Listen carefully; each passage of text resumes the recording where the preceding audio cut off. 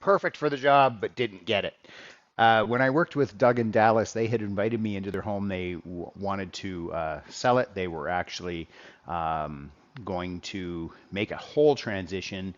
They had already bought a, piece of farmland out of town where they were going to build their dream home, and so it's the funniest story is they actually had a for sale by owner home on their or selling on their front lawn, and it wasn't like it was a property guys or Purple Bricks or whatever that company calls themselves these days.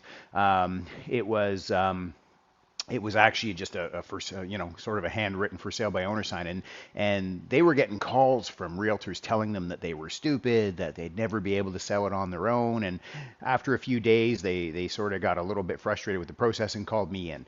And now during that process of the initial time that they had their home, the sign on the lawn, the for sale by owner, they actually had someone in the community approach them and say they were interested. So I had sat with them.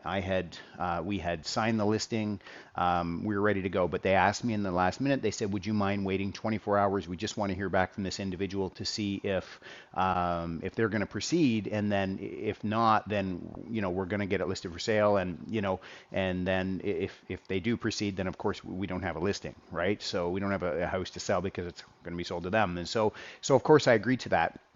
And so I do get the call 24 hours later that they ended up, working with that for sale by, or sorry, the for sale by owner or the private buyer.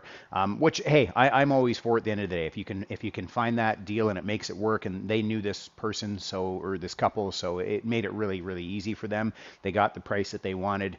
Now, because I was so relaxed about the process, I wasn't, forcing them to do anything. I wasn't coercing them to do anything, telling them they had to use me even with that other person, which, I've heard stories and some realtors may consider doing that.